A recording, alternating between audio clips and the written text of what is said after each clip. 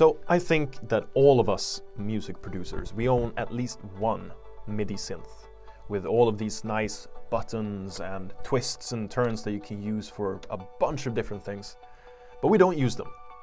And maybe it's because of laziness or not knowing how to do it, or already being used to using the plugins inside of your DAW. But I now have the Korg Minilogue XD, which is an amazing synth, and I want to use this to control my DIVA patch inside of Ableton.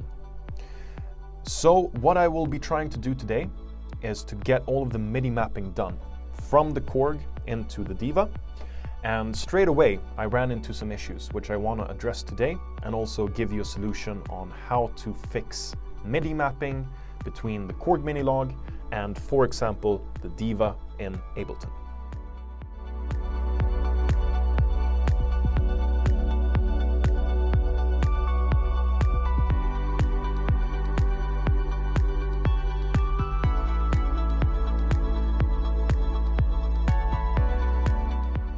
Alright, so here we are with just the basic starting point of Ableton.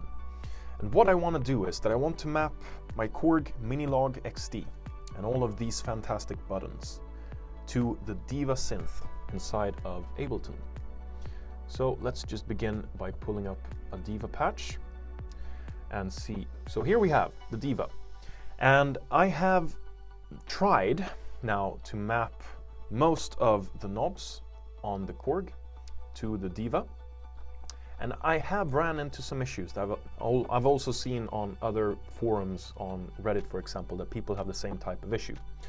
And that is that when you try to map, for example, the attack of envelope 1, which I've now managed to do, it doesn't record the entire mapping sequence. It's like it only stands in the beginning and jumps a bit like this. But I have now, I don't know if it's the right way, but I've found one way to do it. And the first thing you need to do is that you need to have the synth on before you start up Ableton. If you don't have this done, then it won't connect in the right way when you're trying to do the mapping. So that first part is quite self-explanatory. You just need to have the synth on before you start Ableton. I don't know why, but that solved the problem. The second part is where it gets more tricky, and I can't really explain why it's working, but it is. So let's look on that one. So for the sake of the experiment that this really is, I'm now going to try to map one of these keys just to show you how I do it. And I'm probably going to fast forward this because it's going to be long and boring. It takes some time, but I'm thinking that just to show you, we'll do the example of trying to map this volume button, which is still unselected. So we will select that one and we'll just pick a random one, which I know is not taken. So just this rate knob. And as you can see, it's just wobbling in the beginning, like it's been as a problem before. So what we're now going to do is we're going to go in to here, and row 30 is the new one, which is the oscillator volume 1. And we're just going to go through all of these steps and see which one actually works. So buckle in, this will take some time.